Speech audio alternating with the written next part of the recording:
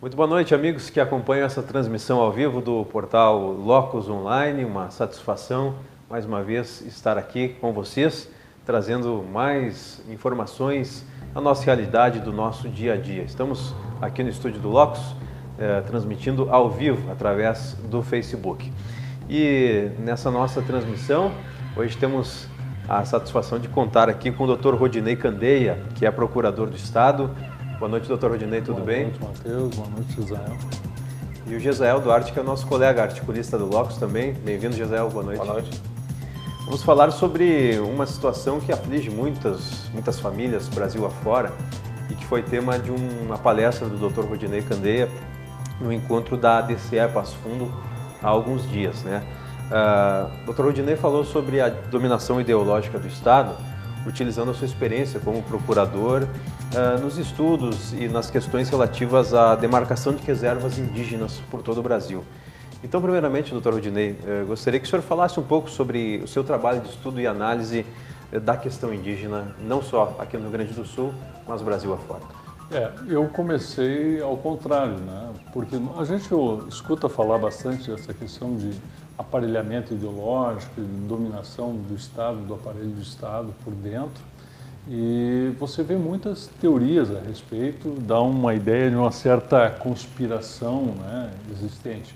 E eu funcionei ao contrário, eu comecei a verificar nos casos concretos que eu trabalhava, e mais especificamente em demarcações indígenas, que havia uma estratégia organizada por trás disso, que acabava levando uma situação que não deveria acontecer a um resultado já planejado. E aí você começa a entender isso e ver que há muitos atores previamente organizados com uma finalidade ideológica determinada e que se inserem no contexto do Estado para obter seus resultados. A gente acompanhou, o Gisel também esteve lá na sua palestra, né? E o senhor relatou alguns casos, vamos dizer assim, escandalosos até, de demarcações de reservas que foram ou mal feitas ou não seriam necessárias, não foram verdadeiras, né? Gostaria que o senhor relatasse um pouco sobre essa realidade. Eu vou me lembrar de alguns casos assim. Por exemplo, Santa Catarina, os cavalos. Para quem lembra de Florianópolis, na frente de Florianópolis ali tem uma cadeia de montanhas muito altas, deve ser mais de 1000 metros de altitude. E naquele lugar foi feito passa a BR-101. Tá? Ali foi feita uma demarcação de quase 2.000 hectares e que inclusive atingia um parque estadual. Fomos apurar as denúncias de que havia irregularidade e descobrimos o seguinte: entrevistamos a própria família indígena que deu origem a essa demarcação, a família Moreira, do seu Milton Moreira. Basicamente é o seguinte: a família vinha, eram indígenas de Guarani, que eles chamam Guarani Pai, que vinham originários do Paraguai e que vinham acompanhando a equipe de obras que fazia a 101. Então vinha a família e o seu Júlio Moreira e o seu Milton Moreira, que era filho, mais as suas irmãs, eles vinham, basicamente eles viviam das sobras e do que eles conseguiam com essas equipes de obra. Quando chegou no tal Morro dos Cavalos, que é bem perto de Palhoça e Florianópolis ali, a BR encontrou com uma outra equipe que vinha do outro lugar. E aí a obra evidentemente acabou e os indígenas acabaram se fixando nesse lugar, se eu não me engano, na década de 70 ou 80, por ali. E aí, 70, acho que foi na década de 70. Aí eles se fixaram naquele lugar e é um lugar, assim, bem inóspito, né? De montanhas altas, de pedra, não dá para plantar nada, enfim, e eles viviam miseravelmente nesse lugar. Em face dessa situação de miserabilidade, eles acabaram abandonando aquilo ali, era só uma família que vinha acompanhando a obra. Eles acabaram abandonando esse local em 86.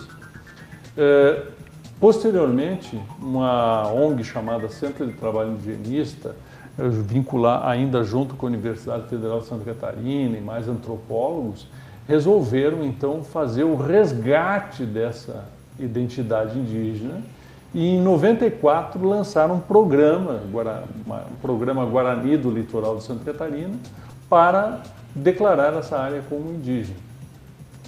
E aí começaram então a fazer todo esse processo de estudos antropológicos, enfim. Só que no estudo antropológico não revela nada disso que efetivamente aconteceu e dito pela pessoa que deu origem. Mais do que isso, eles acabaram trazendo, junto com o Conselho Indigenista Missionário, que é uma ONG da Igreja Católica, eles acabaram trazendo indígenas de outros lugares. Eu próprio ouvi uma audiência lá em Morro dos Cavalos, um indígena que é da Argentina. Então, da Argentina, de Chapecó, de Paraguai, vários, pelo seu Milton Moreira foi dito que eles eram trazidos de ônibus, pagos pelo Cine, para ocuparem e criarem uma comunidade indígena guarani naquela região. E aí o mais estranho de tudo é que, como o seu Milton Moreira não compactuou em dizer que sempre houve indígenas ali, que eram a terra tradicional, eles expulsaram ele dali e, em resumo, a família que deu origem à demarcação é expulsa do local para acolher indígenas que foram trazidos de outros lugares. Então, assim, aí você vai entender como isso acontece, onde é que está o aparelhamento do Estado. Bom, se descobriu que a pessoa desse centro de trabalho indigenista tinha vínculos com servidores da FUNAI e que eles se alternavam nos cargos dentro da FUNAI. Ora, um diretor do Centro de Trabalho Indigenista era diretor da FUNAI, ora o diretor da FUNAI era diretor do Centro de Trabalho Indigenista, e esse Centro de Trabalho Indigenista é basicamente uma prestadora de serviços antropológicos da FUNAI.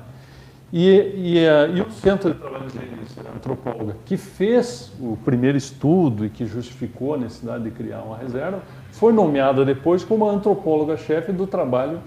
Quer dizer, é uma vinculação toda torta. Mais do que isso, aí eles conseguiram, através da criação dessa reserva, que houvessem indenizações a título de compensação ambiental. Então houve do gasoduto Brasil-Bolívia, houve do DENIT, e o Tribunal de Contas glosou essa, e mesmo assim eles conseguiram fazer, e não se sabe no que foi gasto 11 milhões que eles receberam lá do DENIT, aí criaram outras áreas indígenas a partir disso, enfim, um rolo só.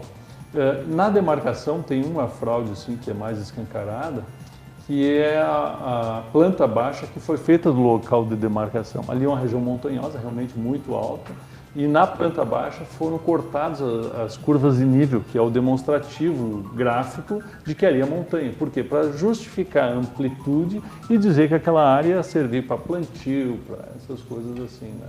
Mas a área vem sendo demarcada e quando chega num posto de combustível que é na beira da BR, ele faz um corte e exclui o posto, estranhamente, exclui o posto de combustível dessa área demarcada. Então, você percebeu que houve, evidentemente, uma manipulação dessa demarcação para chegar a um resultado de criar uma área artificialmente.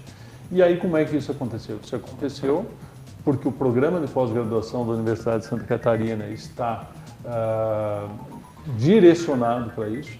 O Centro de Trabalho Indigenista é uma ONG que recebe dinheiro do exterior para promover essas demarcações, né? E a FUNAI, enfim, se alterna dentro dos cargos, ou é gente vinculada ao Centro de Trabalho Indigenista, ou é o Conselho Indigenista Missionário, ou o Instituto Socioambiental. Quer dizer, todos os cargos dentro da FUNAI são detidos por influência dessas ONGs, que inclusive participam do Conselho Nacional de Povos Indígenas, enfim. Veja só que grande confusão, né? Que grande, de fato, aparelhamento do Estado em busca de poder e dinheiro dessas pessoas, né? Gisel, participe conosco. Hoje, nesse momento, como está agora a situação de Florianópolis, essa região? Não, o processo de demarcação continua se encaminhando, né? Há discussões judiciais a respeito, né? Hoje, na data de hoje, foi finalmente aprovado o relatório da CPI da FUNAI e do INCRA, né? Eu dei assessoria técnica para eles durante um ano que eu estive indo semanalmente lá para fazer esse trabalho, inclusive de ir fazer as audiências públicas, as ouvidas, levantamento de documentos e tal. E este caso, com os dados que se levantou, esse muito mais dados, né, a respeito, ele deveria sim ser revisto, né? Deveria ser revisto administrativamente para que não se consolide uma irregularidade grave dessa, é uma manipulação grosseira, eu diria, né?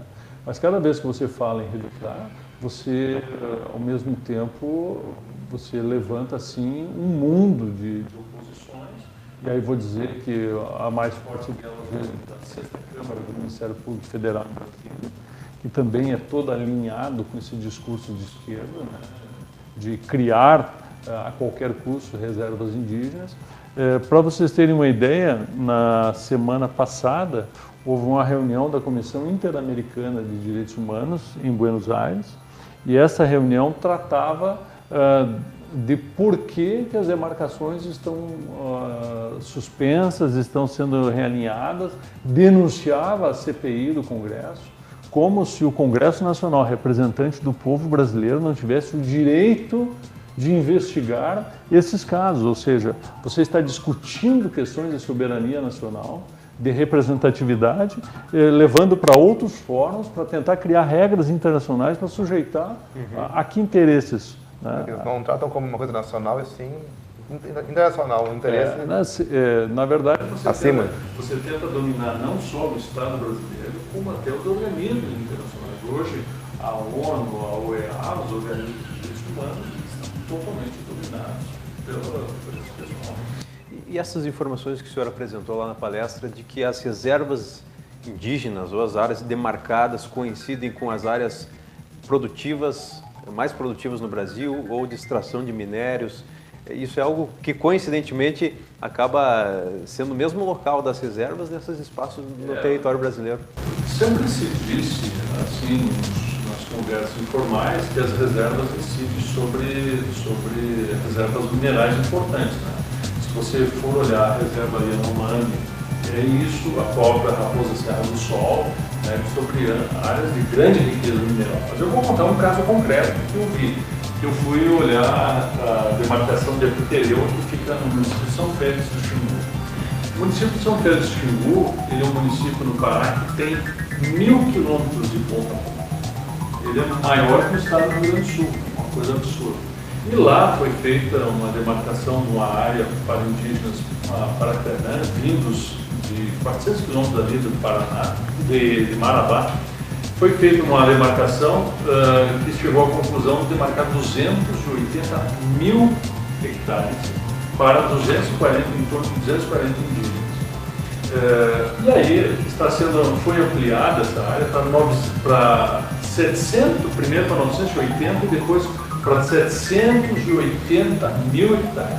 Esta nova ampliação, inclusive atinge 2 assentamentos do INCRA, ou seja, se o INCRA, anos atrás, fez um assentamento numa área que entendeu que era devida, não havia oposição nenhuma, como é que o próprio órgão do governo vai dizer que ali era área indígena e que ninguém sabia? Então há uma ampliação. E aí, o interessante em relação aos minerais é de que sobre essa área existem 75 pedidos de lavra de grandes mineradores internacionais, como a Anglo América. E sobrevoando, que a gente teve que pegar 2, 3 aviões de helicóptero e tudo para conseguir chegar nessa área, sobrevoando essa região, você olha que a cada 1 quilômetro, a cada 2 quilômetros, você tem minas a céu aberto. Então, assim, é riquíssima a região, cassiterita, níquel, ouro, enfim, prata, um monte de minerais. Então, aí você se pergunta, ok, essa demarcação, essa ampliação e retirada de milhares de famílias lá da área está servindo para quê? Por que ela incidiu sobre uma área de riqueza mineral num estado riquíssimo que é o Pará? Aí você vai olhar as ONGs que movimentam essa máquina toda, elas são sustentadas por grandes corporações ou mesmo governos do establishment internacional. Quer dizer, quem patrocina é o governo da Noruega, é a Fundação Ford, é o governo dos Estados Unidos, é a Fundação Mori, assim, várias outras entidades internacionais. E aí você se pergunta, tá, mas você está demarcando área indígena imensa sobre reservas minerais, no interesse de quem? Se o governo americano está pagando, se os governos europeus estão pagando. Estão querendo fazer reservas, estão tentando transformar aquela área que é privada, que é ocupada por pessoas particulares, em áreas públicas para reserva nossa, que não é. É uma preocupação. Porque não existe área indígena, né? A área da União, ocupada por indígenas. Exatamente. Quando vira Exatamente. reserva. A área indígena não é dos indígenas, a área indígena é da União. O que acontece nisso? existe um grande processo de estatização de áreas privadas, ou de consolidação dessa estatização. Hoje, se você for olhar no mapa do Brasil, a quantidade de áreas indígenas, de parques nacionais, de reservas e outras assim, é algo assim espantoso. Eu, olhando assim, imagino que de quase 20% do território nacional ou mais está indisponibilizado para os brasileiros. Né? A troco de quê? Interesse de quê?